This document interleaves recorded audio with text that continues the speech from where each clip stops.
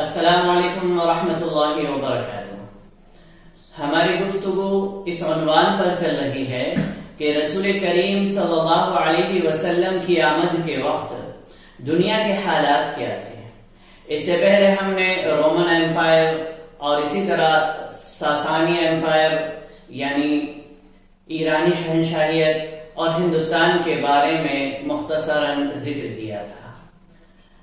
اب ہم اس وقت عرب اور یورپ کے حالات پر بات کریں گے۔ تو عرب کے حالات بھی اس وقت بہت خراب تھے۔ عربوں کے جو اخلاق ہیں وہ انتہائی گر چکے تھے، انتہائی بگڑ چکے تھے۔ عرب لوگ شراب اور جوئے کے رسیا بن گئے تھے۔ ان کی دل کی سختی اور جاہلیت کی تعصب کا اندازہ اس بات سے لگایا جا سکتا ہے کہ وہ اپنے آپ کو کسی لڑکی کا باپ یا بھائی کہنے میں بھی شرم محسوس کرتے تھے اور لڑکیوں کو زندہ دفن کر دیا کرتے تھے۔ قافلوں کو لوٹنا، بے گناہوں کو قتل کر دینا یہ ان کا پسندیدہ مشغلہ تھا۔ عورت کی ان کے یہاں بھی کوئی عزت نہیں تھی۔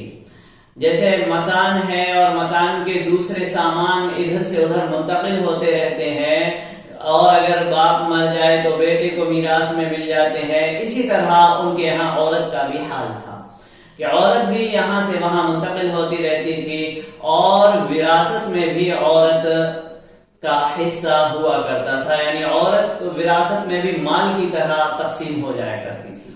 کچھ کھانے ان کے یہاں ایسے تھے جو صرف مرد کھا سکتے ہیں، انہیں عورتیں نہیں کھا سکتی۔ آدمی جتنی شادیاں چاہتا کر سکتا تھا، کوئی حد اور کوئی پابندی ان کے یہاں نہیں تھی۔ ان کے یہاں قبائلی، نسلی، خاندانی اور خونی عصبیت اور تعصب داری بہت زیادہ تھی۔ جنگ تو ان کی گھٹی میں پڑی تھی۔ ایک دوسرے کو قتل کرنا ان کے لیے ایک کھیل اور تماشا تھا۔ معمولی سے واقعے کو لے کر بھی بڑی بڑی اور بڑی لمبی زمانے تک چلنے والی جنگیں ہوا کرتی تھیں۔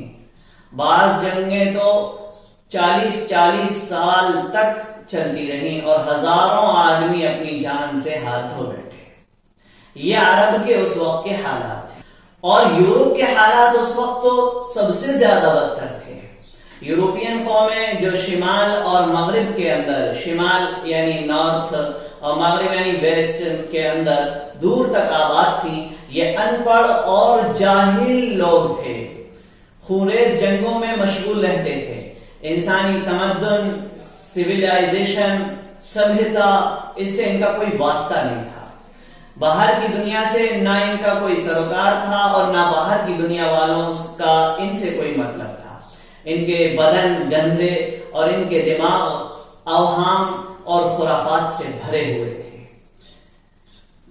پاکی اور صفائی کی طرف تو یہ بالکل بھی توجہ نہیں دیتے تھے اور پانی کا استعمال کم سے کم کیا کرتے تھے۔ ان کے پادری اور راہب اپنے بدن کو تکلیف میں رکھا کرتے تھے، انتہائی درجے کی مصیبتیں اور تکلیفیں برداشت کیا کرتے تھے۔ یہ لوگ ابھی تک یہ طے نہیں کر پائے تھے کہ عورت انسان ہے یا جانور، اور عورت کے اندر روح ہے بھی یا نہیں ہے، اور عورت جو ہے کسی چیز کی مالک بن سکتی ہے یا نہیں، کسی چیز کو خرید اور بیچ سکتی ہے یا خرید اور بیچ نہیں سکتی۔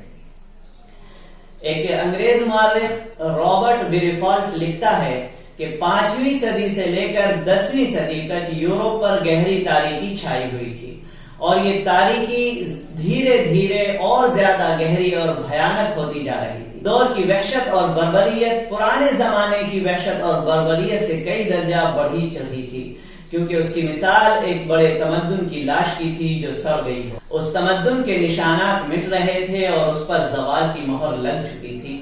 وہ ممالک جہاں یہ تمدن برگبار لایا اور گزشتہ زمانے میں اپنی انتہائی ترقی کو پہنچ گیا تھا، جیسے اٹلی، فرانس، وہاں تباہی، طوائف الملوکی اور ویرانی کا دور دورہ۔ مختصراً یہ کہا جا سکتا ہے کہ 6 صدی عیسوی جس میں محمد عربی رحمت دو عالم صلی اللہ علیہ وسلم کی بعثت ہوئی ہے، تاریخ کا بدترین دور تھا اور انسانیت کے فیوچر اور اس کی بقا اور ترقی کے لحاظ سے انتہائی درجہ تاریک اور مایوس کن دور تھا۔